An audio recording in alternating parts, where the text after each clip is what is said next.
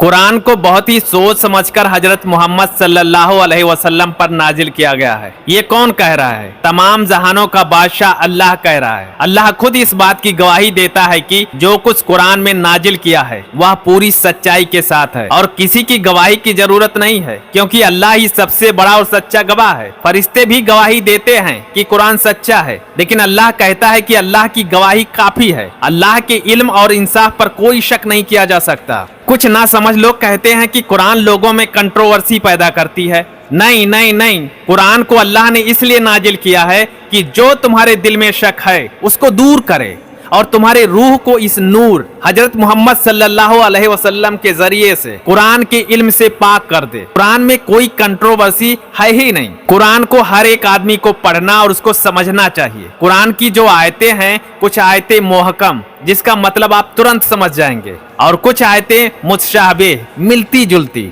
जिसके माने में से पहलू निकल सकते हैं। इन आयतों का अर्थ स्पष्ट नहीं होता है, बल्कि इन आयतों में गहरे राज और अर्थ छिपे होते हैं। जो ईमानदार और परहेजगार किस्म के लोग होते हैं तो उस आयत का मतलब अच्छा निकालते हैं, लेकिन जिन लोगों के दिलों में कजी होती है तो उसी आयत को पकड़ते हैं और कहते हैं देखो कुरान की इस आयत में यह लिखा है। वो कुछ लोगों को गुमराह करना चाहते हैं और गुमराह करके पैसा कमाते हैं, टीवी पर डिबेट करते हैं। कुरान का एक एक शब्द अल्लाह की दी हुई है और अल्लाह निर्दोष है, यानी अल्लाह में कोई दोष नहीं है। अल्लाह अपने आप में मुकम्मल है, तो कुरान भी कंप्लीटली सच्चा है। तुम गलत हो सकते हो, तुम्हारे समझने में गलती हो सकती है, लेकिन कुरान में कोई गलती नहीं हो सकती है। जो लिखा है वही सत्य है और उसी को मानना प्रत्येक मोमिन का फर्ज है। अगर कोई भी बंदा कुरान की आयतों को आत्मसात कर ले, वो जीवन में कभी रुसवा नहीं होगा। उसके चेहरे पर हमेशा चमक रहेगी और मैं यकीन के साथ कहता हूँ